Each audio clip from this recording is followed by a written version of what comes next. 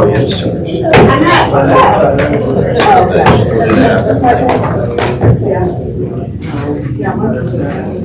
set up here? Okay, we will call the City Council regular meeting on Monday, April 27th, 2026 to order. All stand for the Pledge of Allegiance, please. I pledge Allegiance to the flag of the United States of America and to the republic for which it stands, one nation, under God, indivisible, with liberty and justice for all.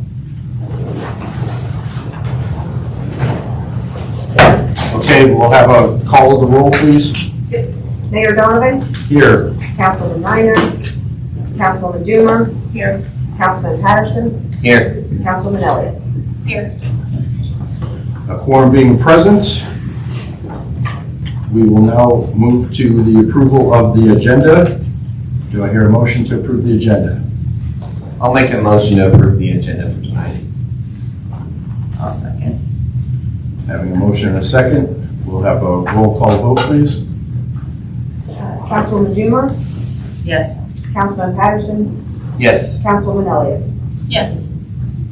All right, the agenda is approved. Now we'll move on to the consent agenda. Is there any discussion about the consent agenda?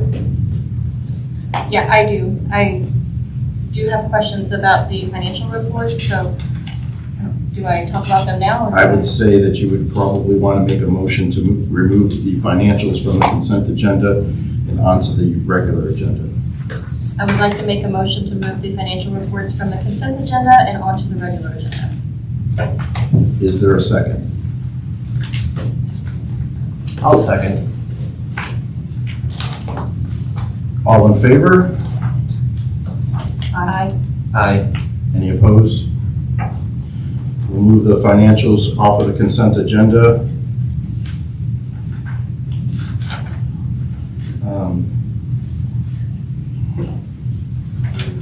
Can we see about putting those?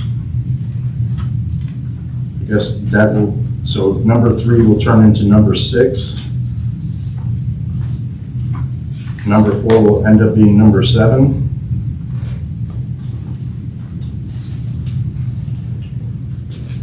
And we'll move the rest as such.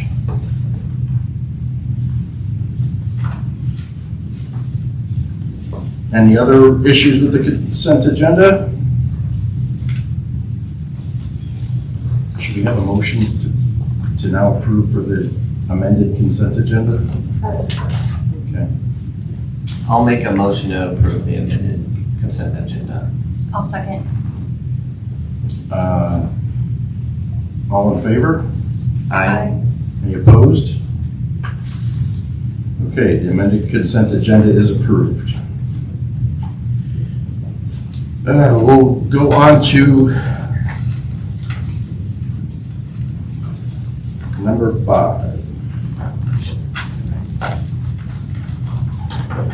Okay. Item 5 is our proclamation.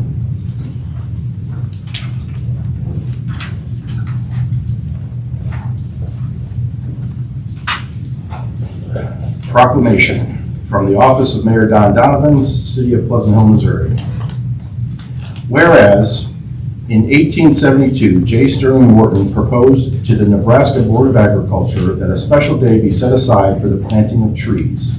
And whereas this holiday, called Arbor Day, was first observed with the planting of more than 1 million trees in Nebraska. And whereas Arbor Day is now observed throughout the nation and the world.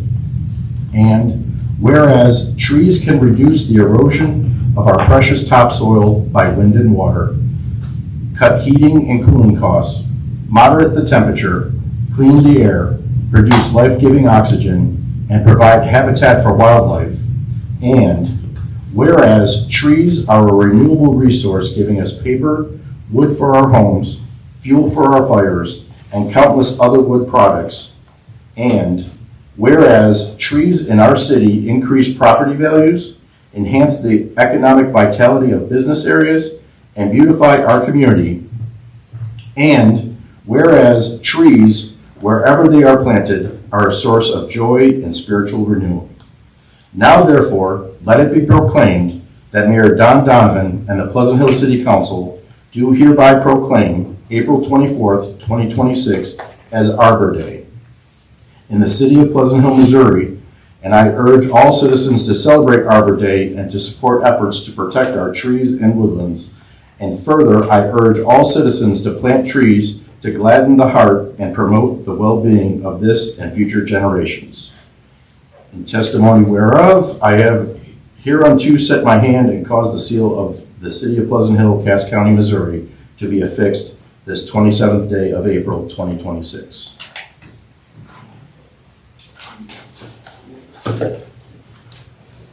All right, we will now open up for public comment. If you have a comment that you would like to address the city council with, please step to the podium, give us your name and address, and we'll allow everybody time.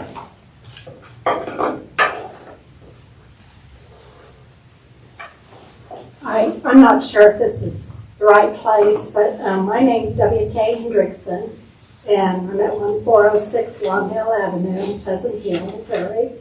I know Chief Tommy is leaving, and April's coming pretty quickly, so I just thought I would mention, because I went to the Citizens Academy, and I've gone to Coffee with a Cop, and I recommend that we try and get somebody in the Pleasant Hill Police Department, because Chief Tommy and the police department has been really great. We did meet Chief Tommy. He was not from Pleasant Hill, but we definitely needed him when he came. But this time I feel that we could look at ones on the police department, especially like Captain Clay. I think he does a great job, and he should be considered. That's all I wanted to say. Thank you. Very much. Thank you.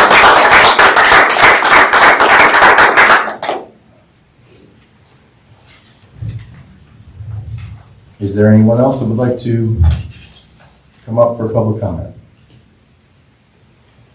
All right. We'll move on to the next item for consideration, a special request by PHHD for electric at the gazebo.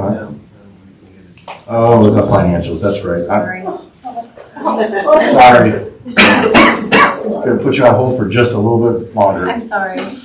Okay, so number 6 is gonna be our January financials.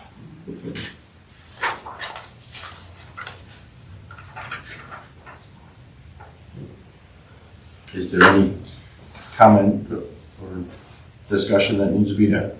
I just noticed that 2 of our funds were over budget, and these were back in January and February, and I'm just wondering what the one that risk management were 150% or 50% over budget. Like, is there a specific cause of that? And the other one was water, wastewater. I just want to understand from my perspective, because I don't know what causes overages. Well, I can explain. Okay, risk management is ones then when people file claims for sewer backups that we don't budget for every year. Okay. So we pay our deductibles out of there and any expenses, and then in the next fiscal year, those departments reimburse that. So make sure I have the water sewer fund, transportation fund reimbursing that fund. Okay. But we have to have a budget, which I will present a budget amendment for that. But then next year, technically, the water sewer, transportation, and general fund, if it's like a police claim, any claim from the other departments have to reimburse their deductible. Okay. What about water sewer? I actually will have to look a little bit into the water sewer. I can let you know that right offhand. I'd have to look at my actual detailed financials. Okay. Not at the top of hand, so I can address that with Kristen and she can email you guys if you like. Okay, I appreciate it. Okay, I'm assuming that the February financials are the It was the same, It was the same same questions question because it's the same, okay. Do we have any other questions?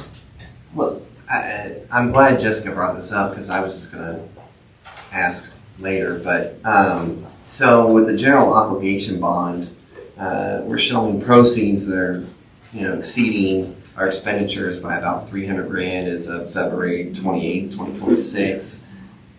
How does that work? So we received that $16 million from the GEO bond to pay for our parks, police, and animal shelter. That money is sitting in a MOSEP fund, which is a Missouri Security Fund. And then the expenses are coming from those proceeds. Okay. So we haven't spent everything out of those proceeds yet, which our plan is to have everything has to be spent by June 12th, I think, to meet our arbitrage to get our extra interest in there. So if we make more, like if MOSEP makes more money, We we do. can just pay them down. Right, we Or have actually basically interest what in there we're as doing. well that help with some Yeah, of those okay, expenses. okay. I just wanted to understand that. Yep. Any other comments or discussion?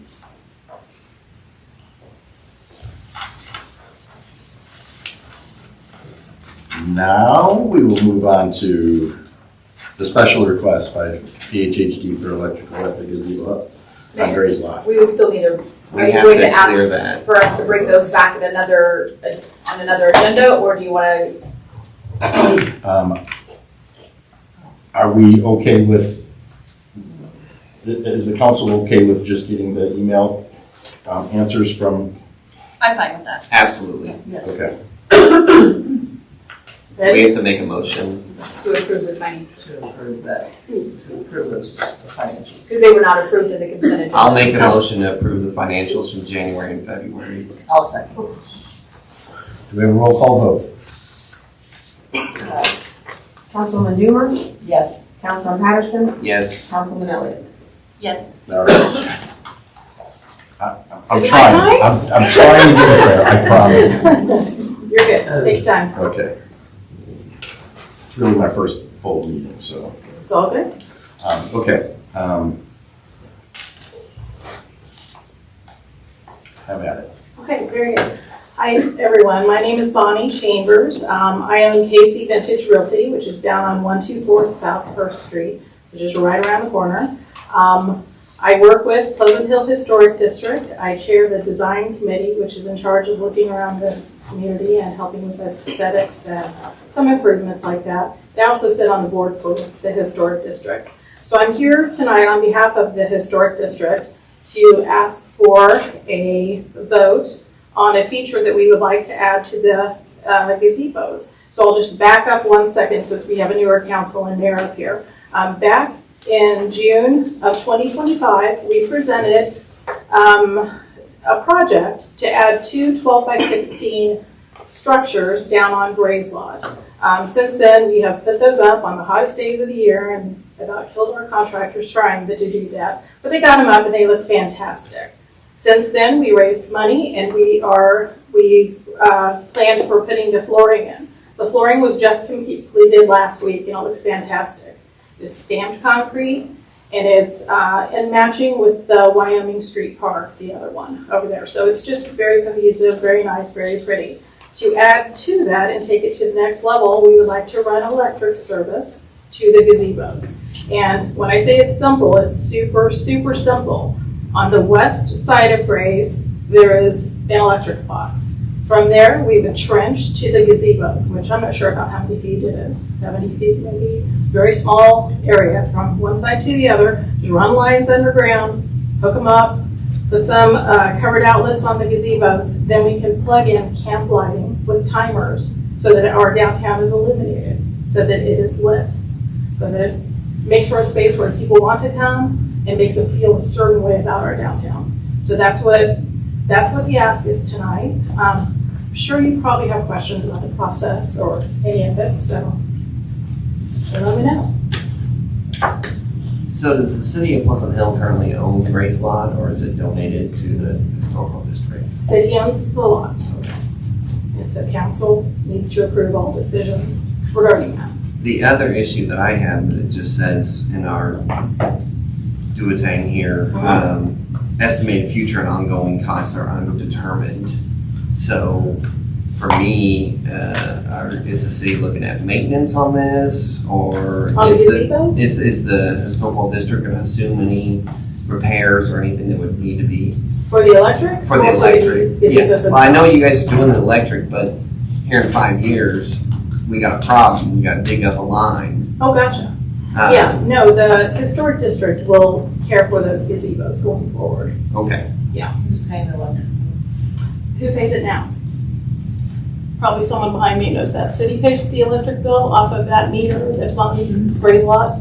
Okay, so the city pays that now, and I believe that that is shared for the farmer's market, for the festivals that we have down here. Vendors come and they plug into those things. It's a meter back there, but it's also several plugins. So we'd be happy to pay a part of that. I don't know how that bill is. I don't know what it looks like, how it's parsed out, or if it is, or if the city assumes that. I don't know about that part. So I want to start by saying, I think that the gazebos and the concrete pads look fantastic. I think they're beautiful.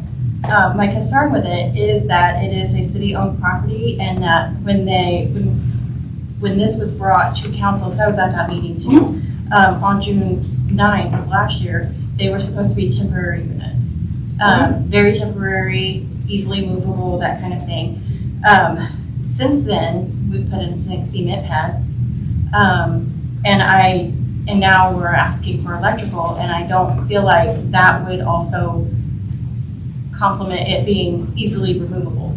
I do have a big concern about that.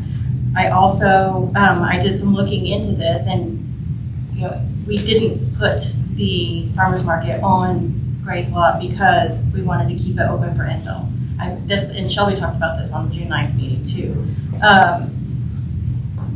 So I don't know that I want to approve any improvements yet until we know what our long-term look for Gray's Lot is going to be, is my concern. I did notice in that June 9th meeting that you had talked about there being solar lighting, and I didn't know if you guys had looked into that. We did. We looked into that. We actually tested that it's actually on the side of the Willow building where we have some solar lights out there. And what we found with solar lights is they're not the quality that we want to illuminate the downtown with. They are dependent on the sun, obviously. So when you have cloudy days, they don't charge up and you don't get lights, or you get very little lights, and they're just not a long-term strategy. So that's one of those things that we had discussed electricity and putting that into the initial plan, and we wanted to hold off on that and keep it green and solar. It turns out the use of that is not favorable. It's not good. Yeah, and the other concern I had was when it was approved on the June 9th meeting, I think Nikki had actually said that she had talked to the historic district and we were going to pay for, the historic district had offered to pay for the mowing for the maintenance. And it was never actually approved for concrete pads to be put in. And I don't know if at what point that was decided, but it didn't come before council. So I just want to make sure that we're very clear about what the intentions are for that law, and that they're being adhered to with council decisions. Like I said, I think they're beautiful. I think they're a great addition. I just don't know that we know what we're going to use that lot for, and I personally do not want to continue to make improvements that could backtrack us from using it for something else. Okay. Well, they are temporary still in nature, in that they are adhered to the top of the concrete now. Mm-hmm. So there are pads around the post, and they are, G7 was here with me, they are adhered down to the concrete. Mm-hmm. So to get those off right now, you saw how easily they came off before. They got them right off the piers, set them to the side, poured the pad, did their stamped concrete and all their magic, and put them right back on and stuck them down to the thing. So they're temporary. Do we have a little bit of concrete to get up if someone were to come along after 27 years and want to develop it? Yeah. Well, and that's just Almost the other 3 thing. decades. Yeah, that's the other thing. We don't know that we've actually pursued infill growth down there. So those are my comments. Yeah, Those it's are my lights. concerns. It's lights, and electric is temporary. There's no anything over there. And what happens now is at Christmas, We'll use this for Christmas too, but at Christmas, we have to string a ton of lights all the way back to the back. And that creates a tripping hazard. So we then put down, 300 of those little metal things down on the courts to keep the kids from tripping all the way back. Whereas we could put the whole front of that and not have those cords in that issue, plug them into the gazebos, and Christmas is lit and beautiful. So it's kind of multi-layered use. And just to go back to that meeting in June of last year, we had talked to the city and we had agreed that it was going to be some kind of a solid surface, and pavers seemed to be the lead at the time. After research with pavers, what we figured out was they take a lot of time and maintenance, and they are not good. They settle, and they make us get under them, and they grow weeds even though you put the weed barriers in. Pavers are a whole nother level, where concrete stays where you put it, and then you put your furniture on it, it doesn't move, and it's beautiful, and it matches our other park. So, Yeah, the pavers would definitely be more work than that work. a lot. So that's kind of why that plan shifted and went the other direction. And then there was the matching up of the, how do we stay cohesive and look? Here's the park right here that has the stamped concrete, same color, same vendor, same application, same all of it. And we think it's a huge addition to the downtown. And lighting it up is that next level. It's what gives people the feel when they come downtown and makes them want to stay, is lighting it. We could light it with, we could do it the same way we did with solar panels on the other ones, but they are not good. You wouldn't like it. Believe me, you wouldn't like it. We could run cords back to the back, but then they become an issue with mowing, and that happens weekly during the summer. So, Is there an initiative to do more, to have more activities. activities than we currently do downtown in the evenings, where we would need the lighting?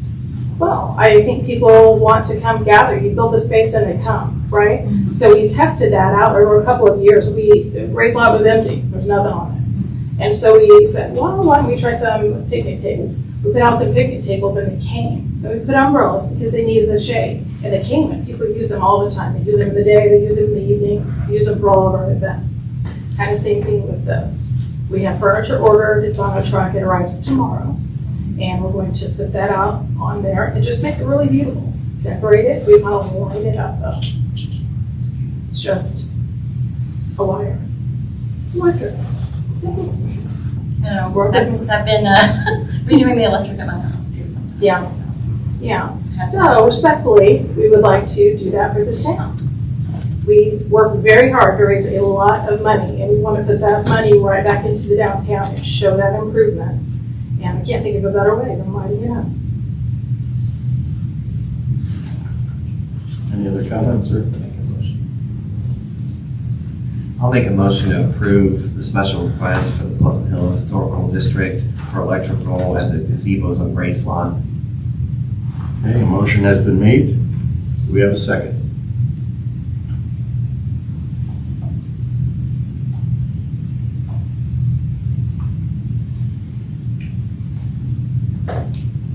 Going once, That building fell down. I was going like twice. 9 years Before old. we final vote, can we just talk about how long it's been empty?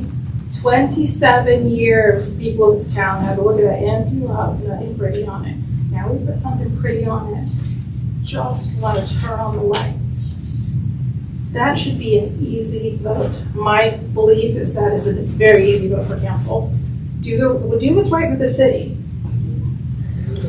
There's nothing, by passing this motion, there's not anything stopping us from disposing of that asset if we so choose. There's nothing stopping us. And what We have situation nothing to would, lose here. not arguing, just questioning, what situation would make us dispose of the asset? What would that look like? We have a budget crunch and we're looking at all options. So one thing would be. Selling it. Well, Yes. one thing would be if it was a situation where somebody was willing to develop that area and, I don't know, say, put a hotel downtown, Okay, right? I mean, that would be prime real estate for something similar to that. I mean, sure. there's all kinds of uses that we could do for that. And the lines can be removed. Very easy. Yeah, it's a 210 line, it's buried a foot and a half deep.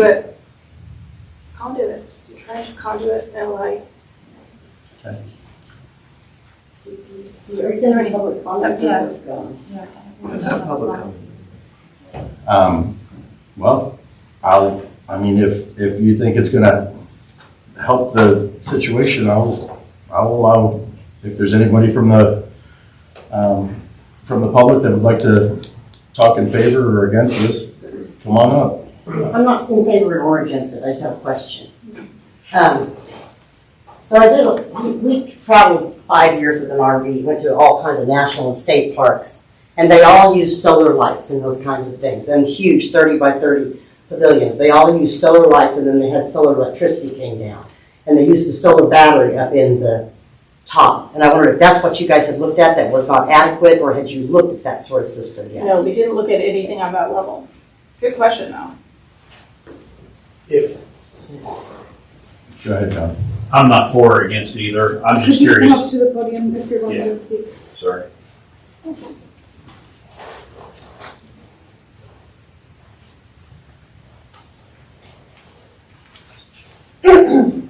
John Self-Joe question.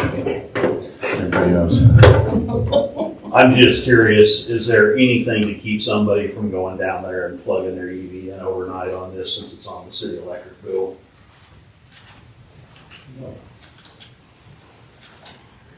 That's a good one. I can't attest to it, but they require a special connection. I can't imagine that they've got it. They'll plug into 110, it don't matter. It's gonna take a long time to charge an EV. But it's still on the city bill. Okay. Jesse, did you have something to say? Do I have to? I'm not good at this kind of stuff. It's all right. Yeah, Jesse Schumann. They're talking about plugging in Christmas lights. There's concerts down there. There's all kinds of stuff that happens down there on a yearly basis, and I think this would just grow organically what is already happening. And in fact, I would push that there needs to be more power supply. I mean, if you guys want to continue to have activities downtown, we're super supportive of what happens downtown, and we're down for farmers market on a regular basis, and they've just done explosive stuff down here. To the point of going solar.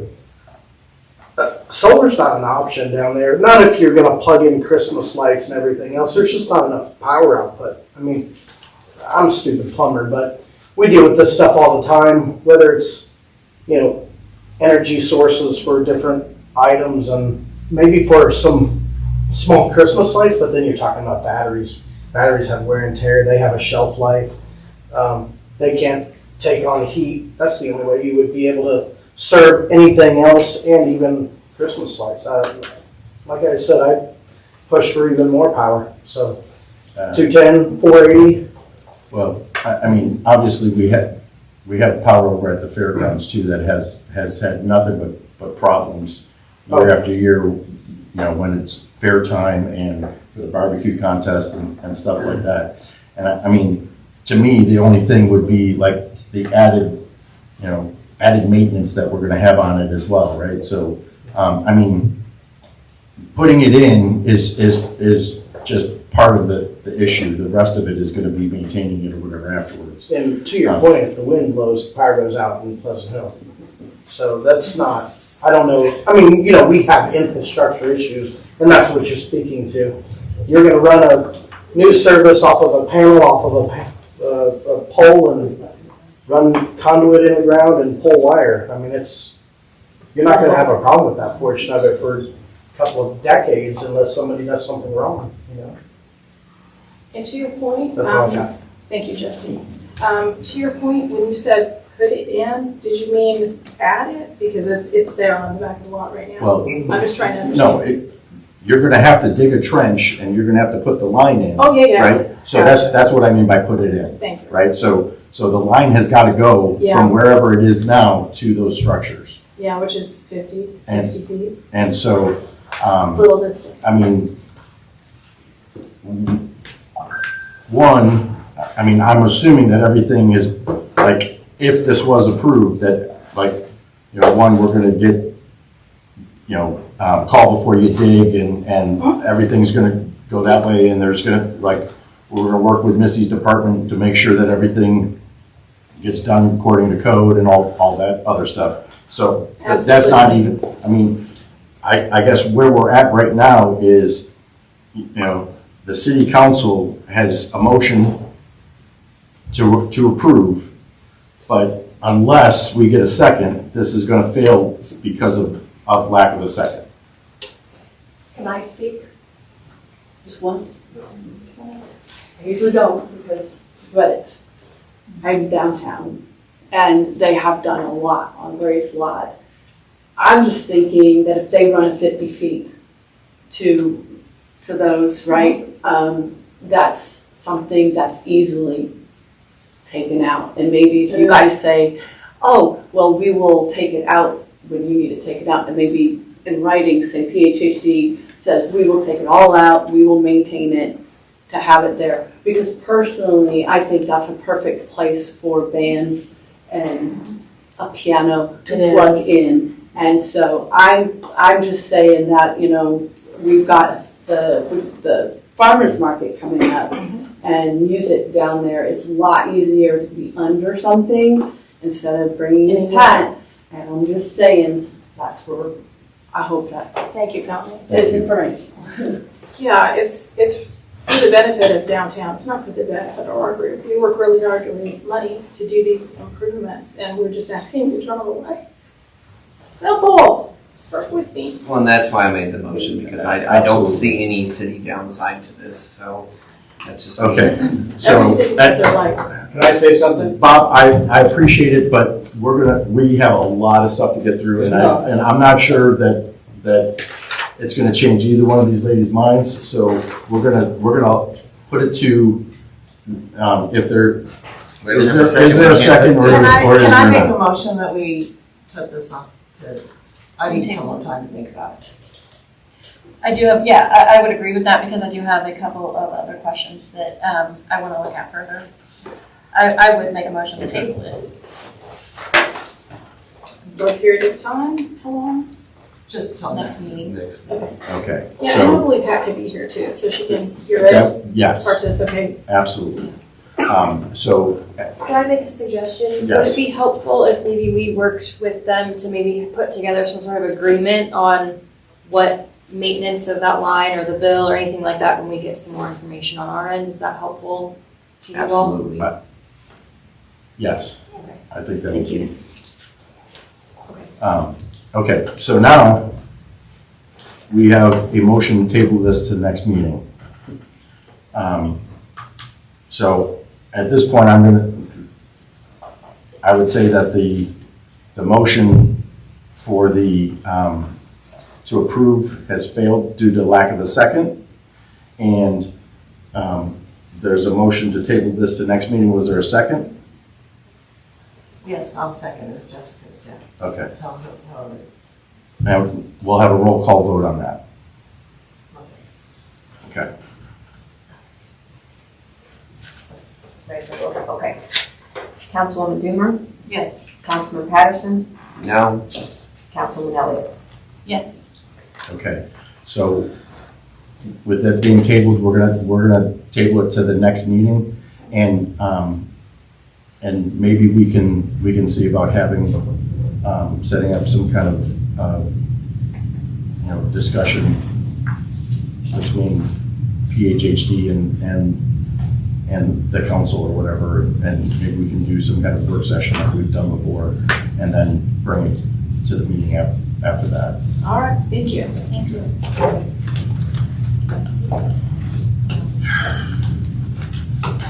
Okay. Next item is constable sanitation contract extension. Thank you, I'll take this one. A little background information. Well, this is a constable sanitation contract extension. On June 29th, 2021, the city entered into a contract with Constable Sanitation for residential trash waste collection services. This agreement became effective upon execution by the city administrator. The contract established an additional terms of 3 years running from June 29th of 2021 through June 30th of 2024. The agreement also includes provisions allowing for up to 2 council-approved extensions of 2 years each, for a maximum total contract duration of 7 years. The contract may also be canceled by the city in accordance with Article 7 of the agreement. So the staff does recommend exercising one more available extension option, resulting in an additional 2 years added to the current agreement. This would extend the contract term through June 29th of 2028. And just to give you guys a little more information, Constable will not be increasing the rates this year, so it would stay the same. And then in 2 years, if you guys do approve this 2-year extension, we will go out for an RFP. Thank you, I was gonna ask if there were gonna, Yeah, that no, would include a it's raise. gonna stay. Do we have an idea of what their service levels are? I haven't had a problem at all, but. I'll say, I usually get when there's kind of a higher complaint, and I kind of work with it, but I haven't really had any complaints with them for the most part. I haven't heard too much from the public. Well, I know my wife hasn't complained at all, so. I'd say they did really. And I might sound stupid, but, you know, I haven't looked at my bill in I don't know how long. Do we actually pay to recycle? Yes. Does it It's an cost me option. more to recycle? Yeah, if you want to recycle, Oh, there's okay. an option I just in thought there. I was just recycling, just. Yeah, no. Okay. I just want to make sure we're charging. That's an opt-in service, that one is. Somebody else probably signed up for it. Oh, no, I like recycling. Mother Earth. Is there any other discussion or comments about it?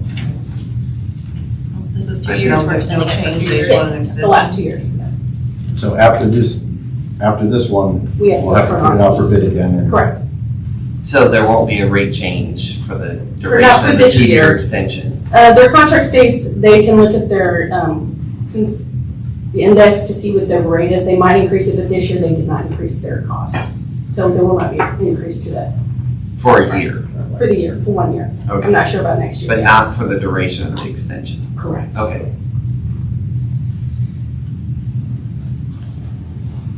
Okay, if there's no other discussion, I'll entertain a motion to approve the contract extension. I'll make a motion to approve the contract extension for constable sanitation for 2 years. I'll second. We have a motion and a second. We have a roll call vote, please. Councilman Boomer, Yes. Councilman Patterson, Yes. Councilman Elliott, Yes. Okay, that passes. Thank you. The next item for consideration is the temporary off-premise signs moratorium.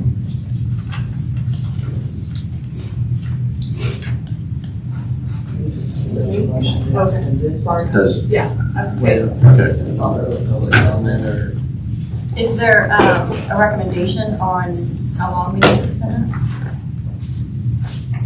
Totally up to you all. How long you're ever thinking, you directed us based on our last work session. I would say a minimum of 60 days to be able to get that work done and then have appropriate public hearings. Do you think? Yeah, I think 60 days at the, yes. I'll make a motion to extend it to 90 days. I'll second. Okay, we have a motion and a second to extend the moratorium for 90 days. Is there any discussion? We'll have a roll call vote, please. Councilman Boomer, Yes. Councilman Patterson, Yes. Councilman Elliott, Yes. Okay, that moratorium passes at 90 days.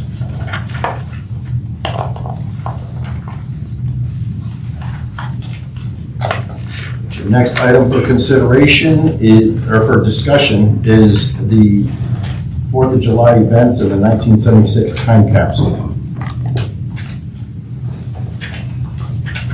Thank you, Mayor. All we are looking for this evening is some direction from staff or some input. So on the 250th birthday of America, the city of Pleasant Hill is slated to exhume the time capsule that was buried in front of City Hall on July 4th of 1976. City staff is working to put together a small committee of people to assist with just this process, specifically community individuals that were present on the day the time capsule was buried, to safely facilitate the logistics of removing it from the ground. So right now, we are just looking for some direction from council as to what you think this process should look like, and or if we should work with those potentially that would be necessary to work with to then rebury another time capsule. Right now, the only other thing we obviously is our traditional fireworks display is slated to be discharged from the girls softball fields that evening. But right now, we are not planning any additional events if another community organization would like to do so. But we're really looking for direction from you all of what you, if you want to do something with it after we remove it from the ground. Well, I think we ought to make a big deal about it. I mean, 50 years. I mean, I think my dad has like a yearbook or something down there.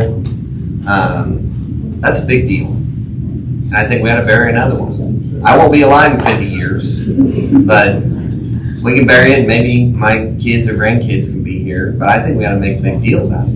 I really do. Yeah, I agree.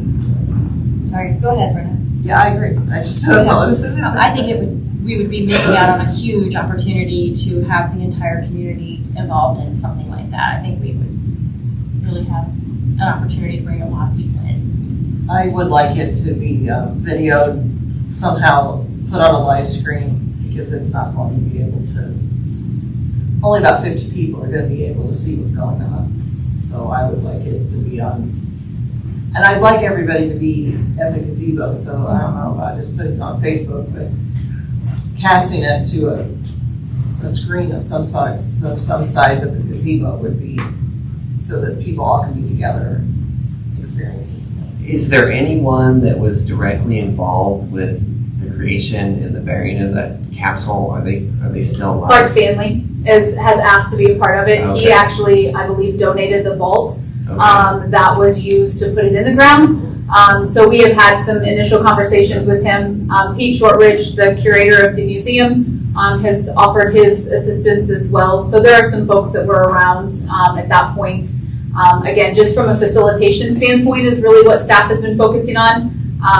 Again, I don't know, Kristen, if you want to add, I mean, I guess if we were going to do something, I would like, what do you want? You know, it'll take probably a budget amendment. It would take some sort of, you know, what your preferences is on that. There wasn't anything in the current budget other than just the original fireworks display. Can the vault be reused to We rebury? don't know that answer. That's part of the problem. Until they exhume it, they won't know. We won't if it's know. watertight. So, Like it might have leaked.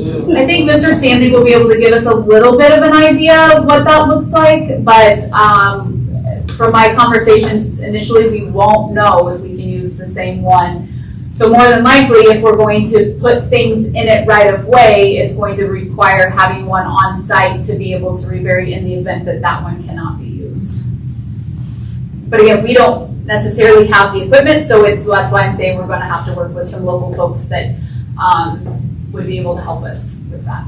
Okay. Are we gonna need a budget amendment if we want to rebury it? Because we're gonna need to have that other vault, right? So we're gonna have a budget amendment either way, right? If that's what the council decides to do is rebury it. Would this be considered a special event? Would it be coming in and out of special event fund? And I guess my other question would be, we have a couple entities from the downtown area that would, do you have any other, any events planned for July 4th that, you know, this could be in connection with, or?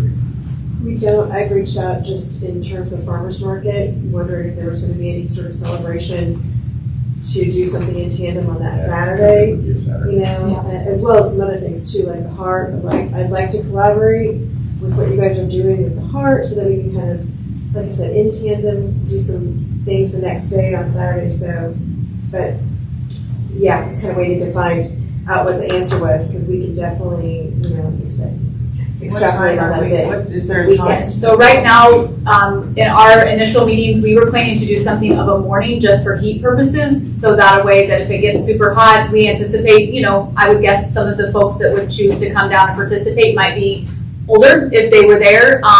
And so our desire as a staff was to do our component of it, of a morning. And then that way, again, if other organizations want to plan to expand on the event, they can, and then you can do other things again. But out there in the heat, again, it's right in front of City Hall. Our thought was to be done at least with that component no later than noon. So like 10 a.m.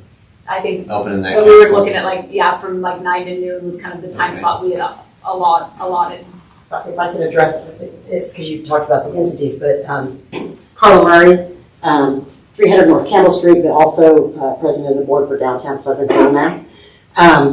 We would love to partner with the city on this. We could have bounce houses, we could do a bubble party, there's all kinds of things that we could help do, and that's what we do, and that's what we raise money for, is to bring family-friendly events downtown. Now, normally we do First Fridays. Normally we skip July because it's 4th of July and everybody's going out of town. So we could just convert that to Saturday that month, and we would absolutely love to do, I think we should make it a huge deal, huge. Maybe we could bring the mayors in on the trolley. There's just all kinds of things we can do just to make it this huge event, and I think that we deserve that as a It should community. be. It should be. It should be. So put us down, just get with me, whoever wants to, but why Aren't don't you we doing it on the 4th though, which is Friday? No, it's No, Saturday. it's Saturday. Saturday. Yeah, Saturday. I did know the farmer's market was going to be open that day. I did ask Julie, and she said the And I farmer's think market. 10 would. We're open be every good. Saturday, the 9th, May 9th through the end of September, except for Fair Week. Does the historical district have a comment? She has been commenting. Yeah. That's Okay. Lisa. Okay. Yeah, the historic district and farmers market, yeah. Okay. Okay, so I guess the question is it a situation where so if the city is going to, our part's gonna be 9 to noon, and if we can get so the farmer's market is going on that day? Farmers or- market is on that Saturday. Okay, and, From but it's 9 gonna be to also at the same time, correct? From 9 to 12. Okay. So I guess for that purpose, it would just be a situation trying to work it so that way people could go to the farmer's market and then come over to the time capsule opening afterwards, if at all possible. But that would mean that we would have to have it like closer to noon, so that way it's not gonna interfere with that. Well, I think it's kind of the chicken or the egg. They can come down for the capsule opening and go to the farmer's market. doesn't Like, take 3 hours. we're talking about old people. 10 a.m. on July 4th is going to be better for someone who's 90 years old. I said we would At also noon. contemplated starting it again 9, and all of the details haven't worked out because again I don't know, which is why we were looking for a little direction first. Whether to some degree that it actually has to be lifted out the Friday before, and it's just going to be sitting there, I'll say on display until we open it on Saturday. I don't think we're going to actually dig it up on Saturday morning. Like that whole process I think will be done and it'll be there ready to open on Saturday morning. So, we did that starting at around, the 9 o'clock hour. And again, we'd like to have a little bit more conversations with Clark as far as, opening it up and how we properly then take the items out. Like I said, there's some logistics to work out, but we were not wanting to get too far into this till we knew what the council's desire was for how they. Well, how deep is it? I don't know that. So I guess my We don't know how deep it is? I don't know that. Tony, you can't bring something up? Oh, we can find out. We've not done it. So I guess my ask is, can we keep the historic district and downtown Pleasant Hill involved in the conversations so that way we can try to work as one big huge event, with the farmer's market, with the time capsule opening, and then anything that they can do, at the gazebo or whatever, to keep this, the momentum of the event going. So just for those that don't, the thought came to mind again, if you had different organizations. There was a time back in the day we used to have what was called the Mayor's 4th of July picnic. And it was in a huge event that used to be held out years ago at the city lake, and then at one point it got moved into downtown. I mean, so there was kind of that thought around looking of what it did, but again, we needed some direction from you all, and it's not something that we could, the time capsule from a city staff standpoint is our kind of point of view. The other ancillary events, which I think are very important, we were hoping that, again, others would step up and do from that standpoint. Do you have any idea how much the vault would cost? How much money do you think we should? I don't, but that is something, again, after we had this conversation, we'll have a lot more answers once we kind of knew what your all's So desire I guess was. the question is, does the council want to try to rebury another time capsule?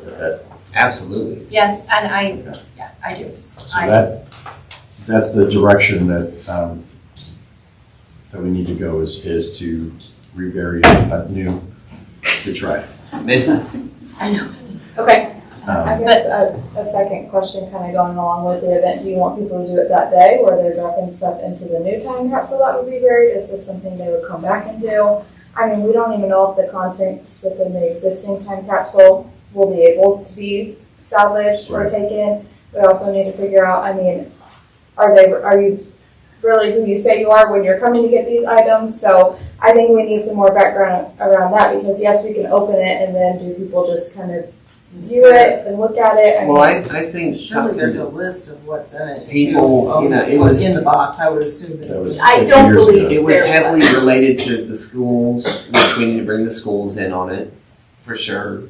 We need these kids that are gonna still be here in 50 years. It's also a 'Cause I sure 4th of ain't. July on a Saturday though, so we have no Correct. clue if Yes. people will be out of town, Yeah. if they will stay in town for this. I mean, Well, we that's- really want direction on anything and everything, because we don't know. I mean, I That's could right. ask my dad, but I think they collected it at the school before the end of the year, is what they did. Well, I also think that, I'm sorry, you have. Oh, no, you're fine. This is just a suggestion, but I mean, if you're really wanting to make it big, ask the churches, because like you've got his church that's got his truck, and the other, they could put it over where, the fair goes. They can have all the, ask the churches, do you want to do, maybe somebody wants to do ice cream social out on a section, and like the Knights of Columbus do the hamburgers and stuff. I mean, churches would probably want to get involved too. Well, I think Somehow. the historical society would be good. Okay. If Well, I they didn't might know wanna because you put said you something wanted to in make there. it big. It's gonna be like you or I would be buried in. So it's gonna be plenty big. We can put a lot of stuff in there. So it seems like No, it I would be. meant you wanted to have a big Oh, yeah, no, celebration. it That's oughta what be. I was I mean- meaning. I wasn't meaning hamburgers and hot dogs. As a kid who grew up here, this is a big deal. My dad's been talking about that vault for my whole life. And I think the idea of, we had another person. I mean, there are a lot of unanswered questions on like the depth, and if it is just a normal vault that you put a casket in, how heavy is it? And could it be relocated to be opened? I mean, what's somebody gonna do? Jump in a 6-foot hole and, start pulling stuff out of the vault? I'm sure hey, I'm a business. I would volunteer to dig this thing up because that's freaking cool. And I would volunteer to move it to somewhere so that it can be opened up and displayed properly, and you're reaching into it instead of being even if the hole's 3 foot deep, okay? Well, I mean, we don't know if it's gonna rain. It always rains on the 4th of July, and it could be a messy, muddy mess, so it'd be pretty cool to be able to move it. And Well, what does our city think about displaying it in the vestibule at City Hall? And there's room for a 6-foot casket there. hey, Gray's Lodge. Well, I don't want to put it I got some power sources. I think that would potentially impede on everyday business too, because you'd have a lot of people. You just don't have anywhere to sit, but. Okay. Or we can use the memorial one. Or we can use the memorial. Okay, so. But it's not open all the time. Okay. So I think there's more discussion that needs to be had on this, right?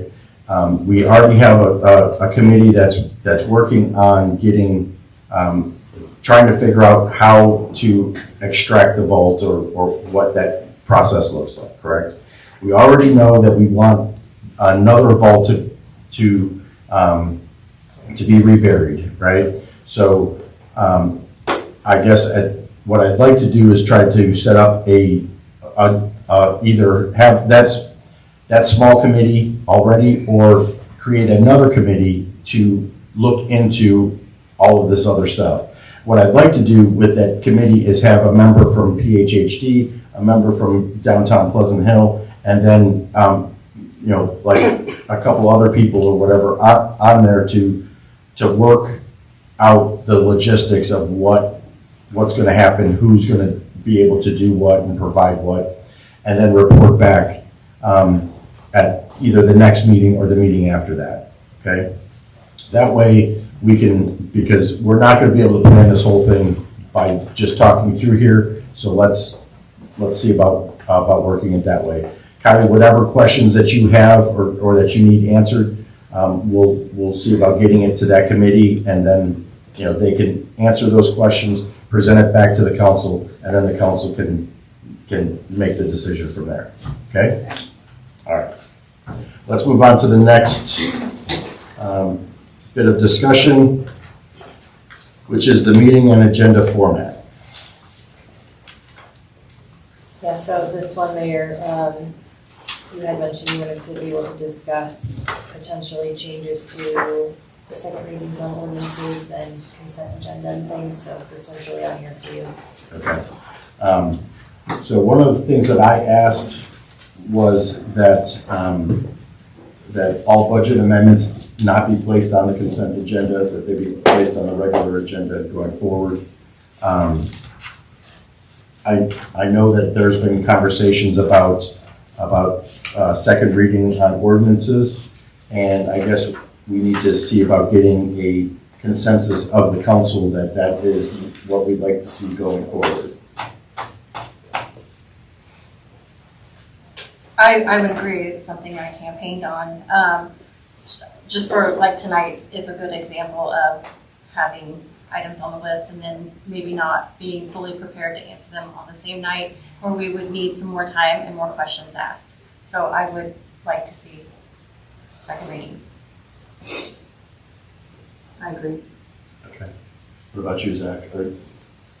And we're talking about second readings for ordinances only, is that?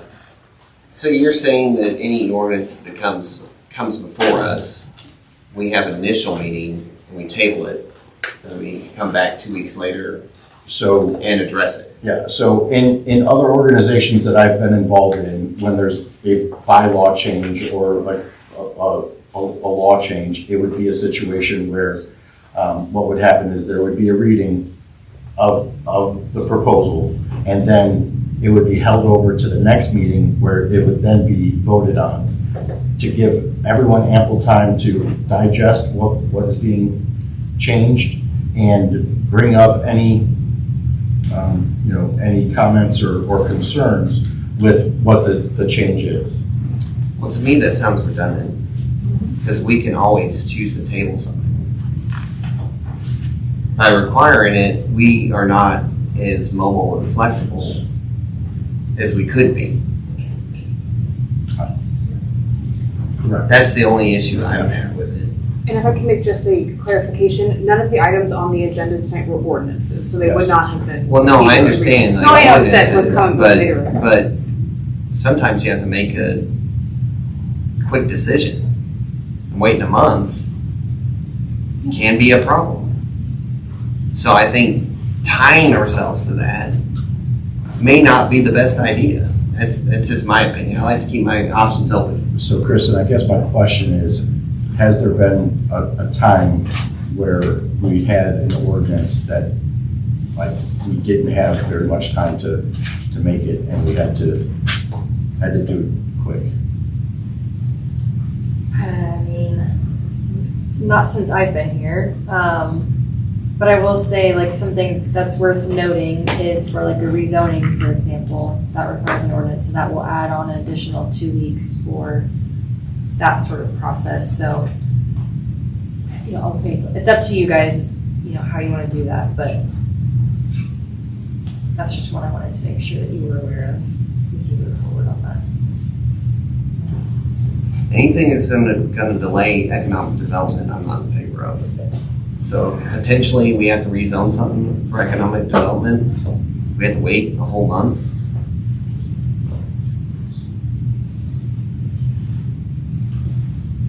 What do you have, John? It's also about making sure that the public has an opportunity to digest what you're discussing. I agree. The UDC, we did have a public hearing on that, and then we had to bring forward the ordinance. We did ask, the public wanted more input on it and didn't get it.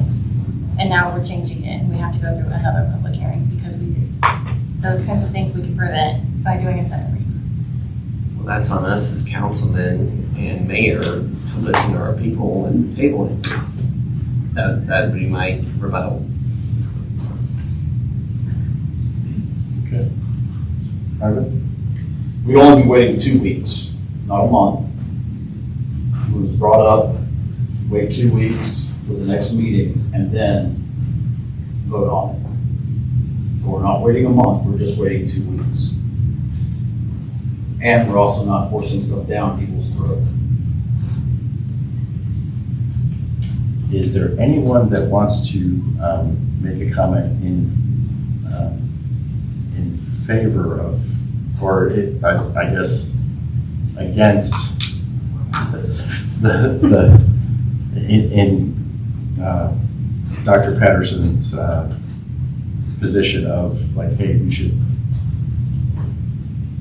Most of these do typically have exemptions for emergency decision-making procedures, and I don't know the ins and outs of that. Kristen, you've served in other cities. They've had second readings in there, or no? Yes, so in Warrensburg, we were able to do both readings in the same meeting, and I never saw them do them on separate meetings. Independents had to do separate meetings, and I will say, like, as a staff member, it does slow down. Like, I will say, like, things will slow down. You won't be able to get things through. What's different here is we're a special charter city, so we don't have to do them, which is why we never have. So that's why the special charter city, like, really gives you all the flexibility to decide how you want your meetings. So I guess my question is, can we, well, as a policy, can we just do we're getting to that, well, hey, we're gonna do it for this, but not for that, and that's probably not the way that we need to do it. So it's probably either a situation where we do it for all of them, or we don't do it at all. Can you make an emergency motion? Is that an option? That would be an option if we did adopt second readings on 2 different meetings, we would have an option for emergencies if needed. Okay, that works for me.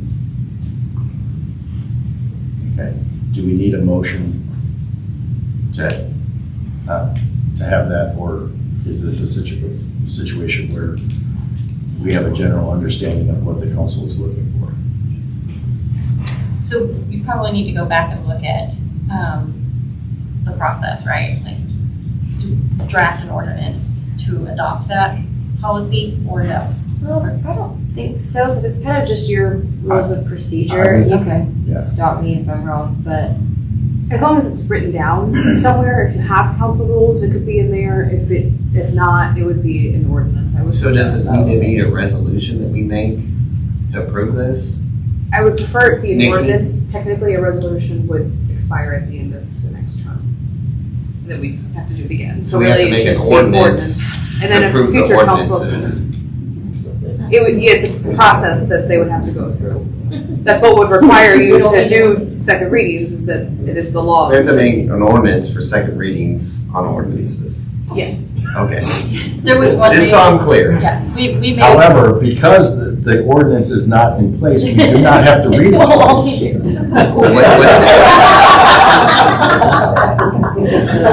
We'd have to bring it back. We don't have. Yeah. Oh, so this is not something we're approving right now. That's why it's under discussion. Okay. Yeah. So we're discussing and giving staff the directive. The direction of what we would like to see going forward. So. Okay. And We might need that's- to look at our planning and zoning stuff as well, like if we have projects that are already in the works, we'll need to look at that, and we might need to mess with the schedule, to make sure, because they're telling me right now it would be a 6-week process for someone to get through planning and zoning and council. So planning and zoning here is a hearing on the first Tuesday of the month. It comes to city council for consideration on the fourth Monday of the month. So the final determination would be the second Monday of the following month. So that's almost a whole month delay from planning and zoning consideration to a final approval. I said, just so that goes for rezonings, it goes for, it'll be commercial site development plans that will come to you guys for approval. It will be any development preliminary and final plat before you guys, so just an FYI. And is there a way to do it where second readings, like in planning and zoning, may be excluded from that, or does it go across the board? I would suggest it goes across the board. The only thing with P&Z is that they have to have 15 days notice before their hearing, but maybe we could adjust their schedules too. I mean, that's a possibility, but the schedule is kind of set in stone sometimes with publication requirements, so that might not be as easy to move. Okay, so it sounds like we need to have more information. So also with planning and zoning, we do have to allow for an appeal time period between their decision and before it comes to council. So there's like a 15-day period where they can appeal planning and zoning just determination. So if they said no and they wanted to provide more information, back to planning and zoning, it does give them a period of time. The applicant? Yes. So yes, when we bring back a draft ordinance, we can make sure that you understand what that will mean. Yes. Weigh the options. Yeah. Okay. And just to be clear, on ordinances or all items? Ordinances. You sound good at swap lines. The only thing I'm just asking Lindsay about, sorry to interrupt, there is a proposed state legislation right now that is under consideration that reduces the number of days you have to approve something. And if it hasn't passed yet, I was trying to look up real quick, but I couldn't get there fast enough of but basically, you only have like 30 days to approve something, and if you don't get it approved within that 30 days, it automatically. Oh, Yeah, I'm sorry, that's building, it's building. Okay, Well, I so guess make we sure have to have I is remember. permits. Yes, Okay. it's building Which is permits. And I don't know that separate. I don't know that that's passed yet either, but It is not yet Well, passed, it's but, working its way. yes, that's specifically building permits. okay. Okay. Is there anything else that you need from us as far as going forward? No, I guess my only other ask Yeah. was about closed sessions, yes. and that we do not put the whole list of all the closed sessions unless we are actually going to be talking about everything in those, like, to not just say, hey, post it for all 4 items when chances are we're only going to talk about one or none. And if it is a situation where we're only going to talk about one, we only post the one. And if we're not going to talk about anything in closed session, we don't even bother putting it on the agenda. My only question for you would be, let's say something happens over the weekend that we need to talk about in closed session. How do we make that possible? And that's the only thing that I would recommend, keeping legal advice and personnel on there, because things come up and that stuff has come in very handy. The alternative would be if something happens on a Saturday, we come in on a Monday, notice of a meeting for Tuesday, and then we have a special meeting if we really need to talk to you about something. But those are just the two that come up frequently, and there can always be something that happens in a council meeting that then you do want legal advice on, and we only get so many opportunities with you all in the same group, so we like to be able to take advantage of it that night if we need to. But it's certainly fine to only include the closed session items that you are going to go into. The Attorney General sort of frowns upon listing items that you're not going to go into closed session for, but that's not against the law. It's not. Whether the Attorney General likes it or not is one aspect. It's not against the law to put closed session items on there as a just in case.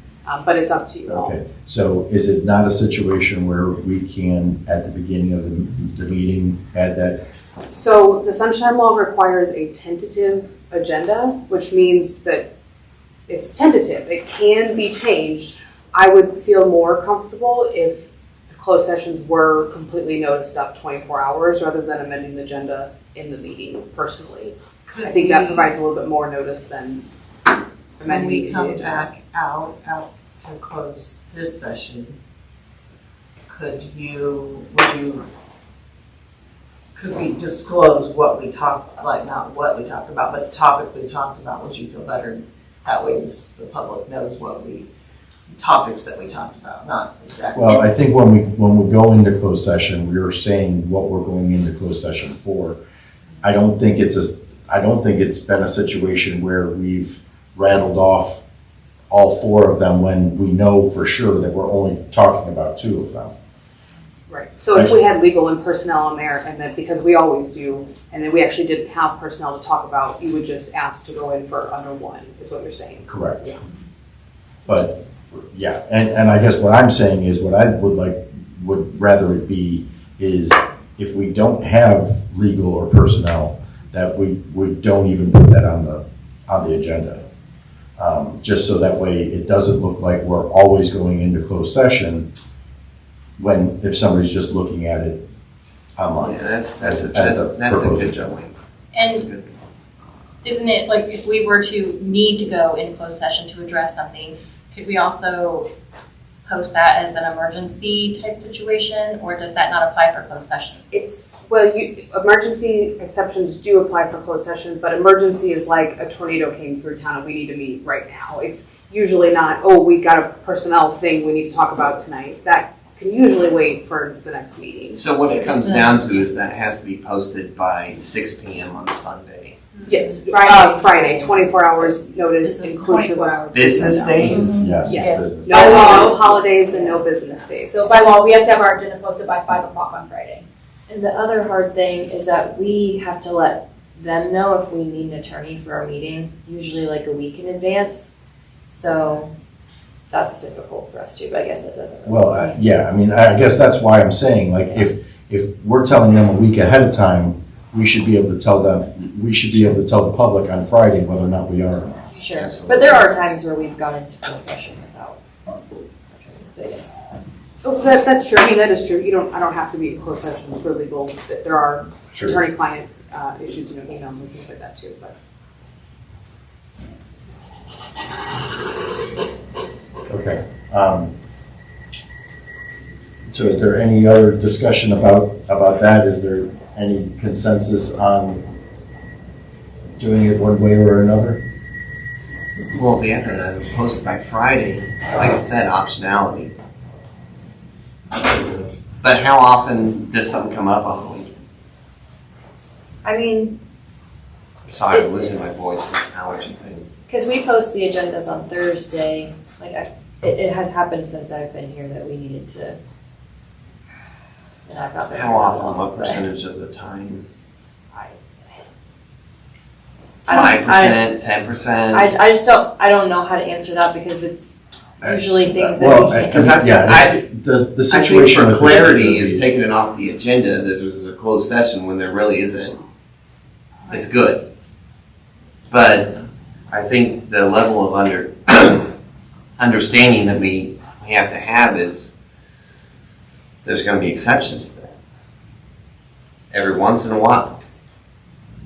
can I offer 2 notes? First, keep in mind you can always change this process later. If you get 6 months down the line, and you're like, man, that just doesn't work for us. You can always change that later.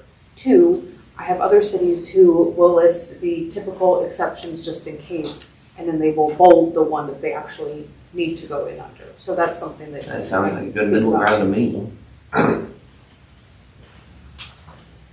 I don't know, I think taking it off the general agenda is a good thing. Because it implies that we are going to closed session every meeting, but we're not, And so from a transparency standpoint, I think that's good. And so if legal can flesh out those exceptions, I would be in favor of it. I'm sorry, what exceptions? Well, the exceptions to, the exceptions that we would make a closed session after Friday afternoon.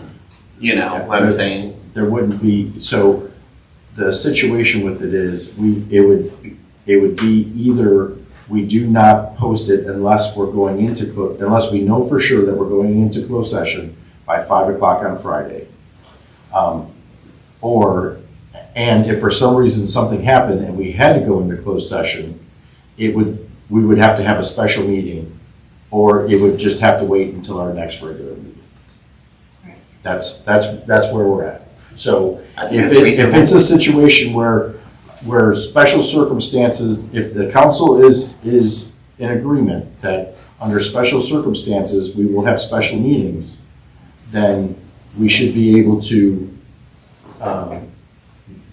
do away with having all the closed session options listed on every agenda. I agree. I agree. The only thing I'm worried about is if we need a lawyer and she's not here, if they're not here.